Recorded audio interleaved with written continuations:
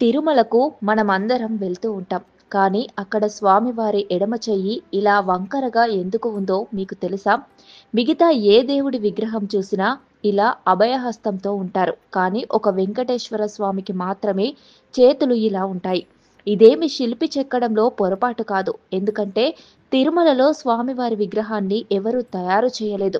ఆ విగ్రహం ఒక స్వయంభూ సాక్షాత్తు వెంకటేశ్వర స్వామి విగ్రహ రూపంలో అక్కడ కొలువై ఉన్నారు. ఈ ఎడమ చేతిని కటి విలంబిత హస్త లేదా కటిహస్త అని అంటారు. సంస్కృతంలో కటి అంటే నడుము కింది నుంచి తొడల మధ్యలో ఉన్న భాగాన్ని కటి అని అంటారు. ఈ ఎడమ చెయ్యి కటి స్థానాన్ని చూపిస్తుంది. అలాగే కుడి చేతిని వరదహస్త అని అంటారు. మన జీవిత కాలంలో పుట్టినప్పటి నుండి మరణించేంత వరకు ఎవరికి కష్టాలు తప్పవు అని కోటీశ్వరుడైనా పేదవాడైనా ఈ కుడి చెయ్యి చూపించినట్టు ఎవరైనా వెంకటేశ్వర స్వామిని శరణు కోరితే ఎడమ చెయ్యి చూపించినట్టు కటిస్థానాన్ని దాటి కష్టాలను రానివ్వరు.